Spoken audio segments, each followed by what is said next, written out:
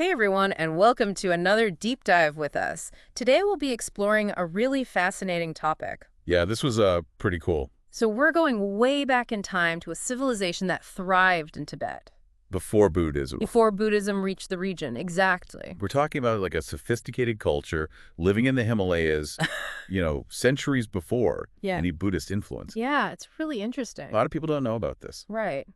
And we'll be taking all our info from the May-June 1999 issue of Discovering Archaeology magazine. Oh, yeah, that's a good one. And specifically, we'll be diving into an article by John Vincent Polezza. Sounds familiar. Yeah, he basically takes us on this archaeological journey to uncover the secrets of this pre-Buddhist society. A culture that flourished around a place they call the Celestial Lake. Ooh, that sounds mysterious. It is.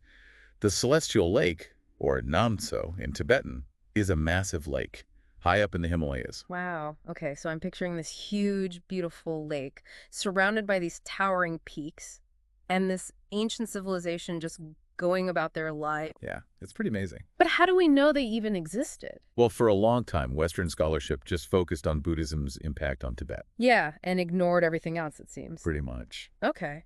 So what led researchers to this lost civilization? What clues? Well, there are hints in early Tibetan texts, like one called the Tibet Chronicle. Dates back to the 9th century. Wow, 9th century. Yeah. And it actually mentions this civilization, the Shangshung people. Mm-hmm. Describes them as being courageous and virtuous. Interesting. So we have these written records, Right. but it was archaeological discoveries that really changed things, right? Yeah, exactly. It brought their story to life. Okay, so what did they find? What kind of archaeological treasures pointed to this pre-Buddhist society? Well, one of the most striking discoveries was a series of cave paintings around Namso. Cave paintings. Cool. So what did they depict? Okay, so this is kind of strange. They mainly depicted feet. Feet. Feet. Specifically the feet of the Shangshung.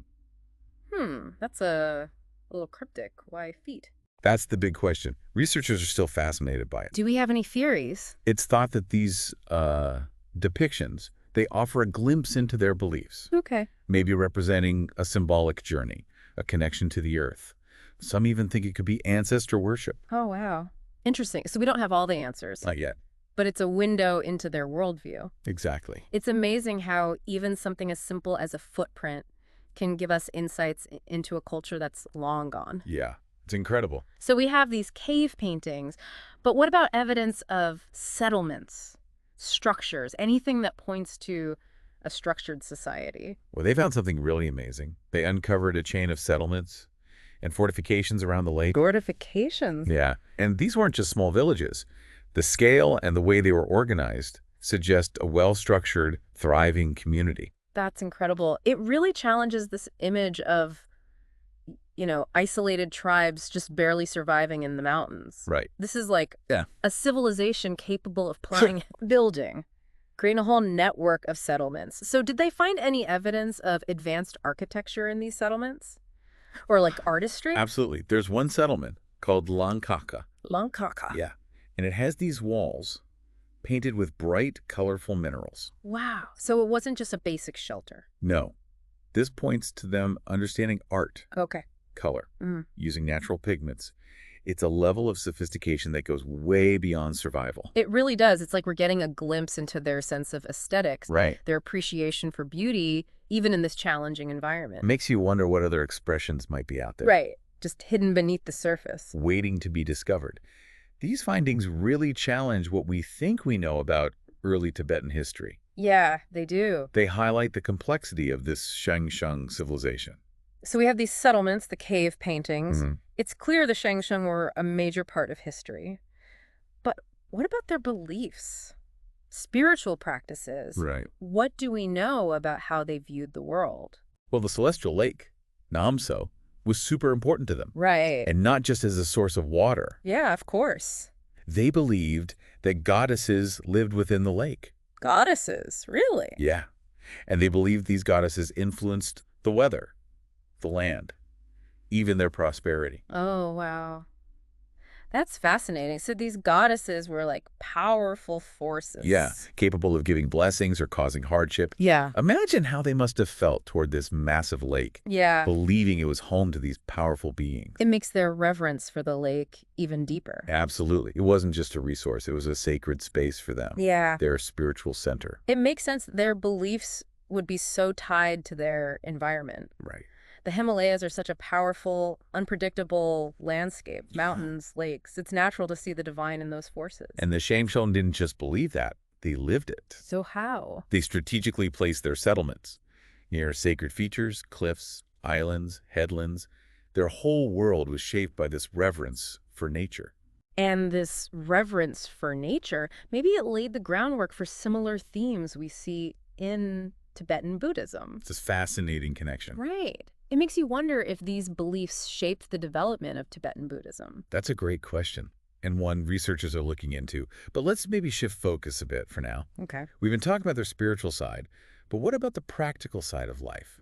How did they survive in such a challenging environment? What did their daily lives even look like?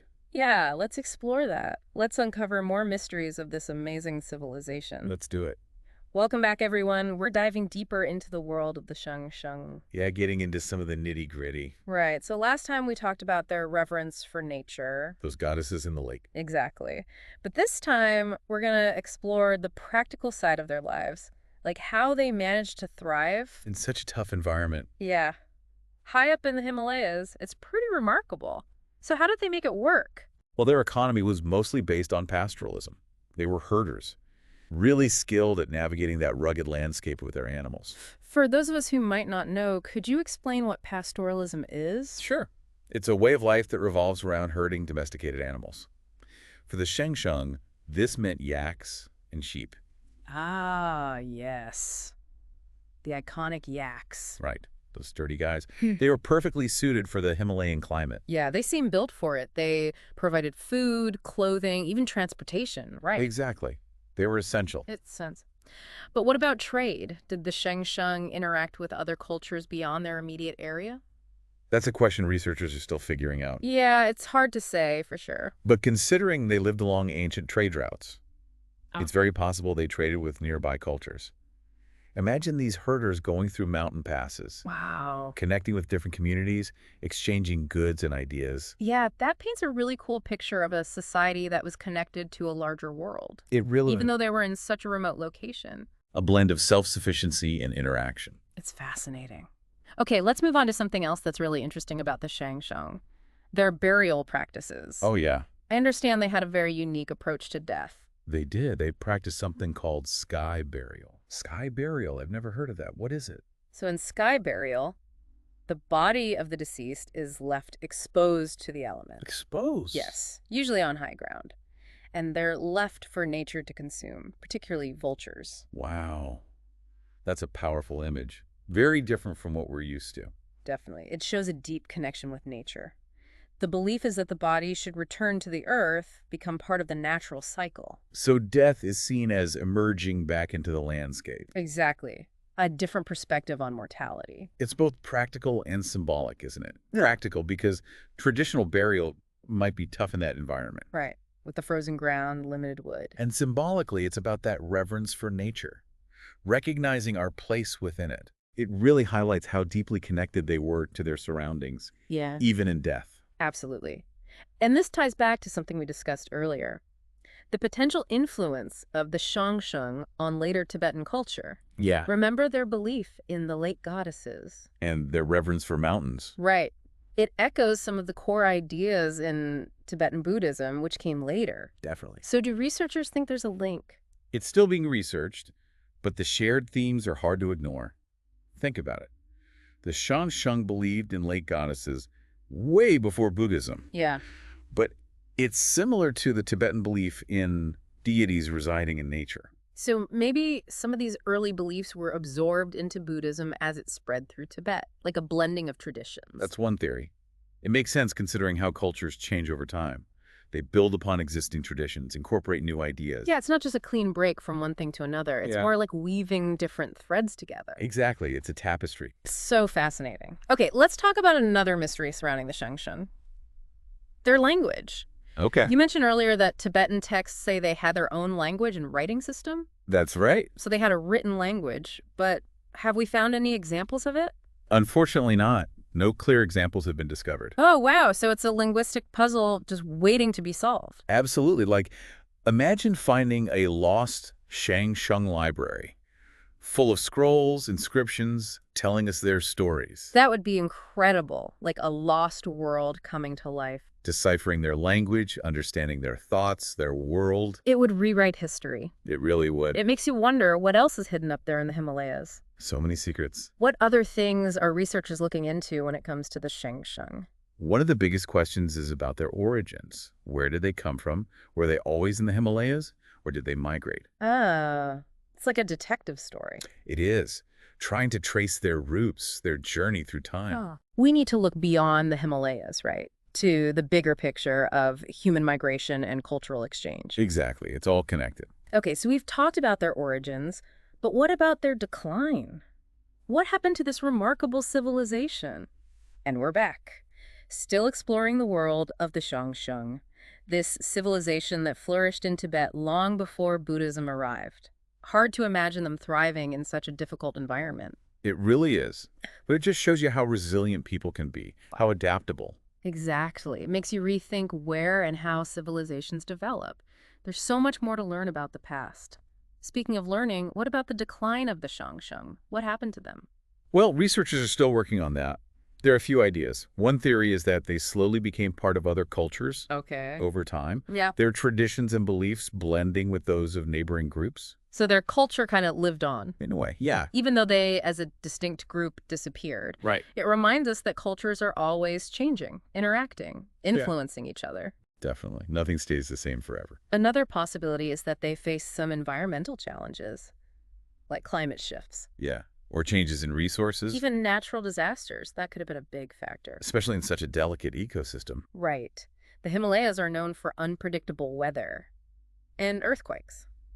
It wouldn't be surprising if that played a part in their story. Okay, so lots of possibilities there.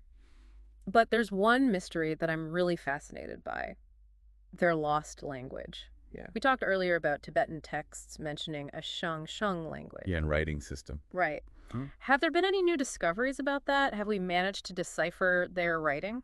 Researchers are trying, but it's really tough. We haven't found any substantial texts. Or inscriptions? It's like a puzzle with missing pieces. Yeah, that makes it hard. But hey, maybe technology can help. It actually is. Archaeologists are using things like ground-penetrating radar now. Oh, wow. Ground-penetrating radar, that's pretty high-tech. It is. It's like seeing underground without digging. So it can find buried structures. Yep. Burial sites, even artifacts that might give us clues about their writing. Amazing. So we can look beyond the surface now. We can uncover the hidden layers of history. And who knows what else we might find with all this new tech. Exactly. The possibilities are endless. Every new discovery, Yeah. every piece of the puzzle brings us closer to understanding this civilization. And maybe one day we'll crack the code of their language, Imagine that. unlocking all those secrets. It's a reminder that we still have so much to learn about our past. Absolutely. There are always more mysteries to uncover, more stories to tell. So to wrap things up, Yeah. the Shangshung, despite living in a harsh environment, they created a thriving society. With unique beliefs, practices. And that incredible connection to nature. Their story is really inspiring, It really is. It shows that ingenuity and resilience can flourish anywhere. even in the most unexpected places. Couldn't have said it better myself. So thank you everyone for joining us on this deep dive into the world of the Shangshung. Yeah, thanks for listening. Keep those minds curious and keep exploring the mysteries of the past. We'll see you next time.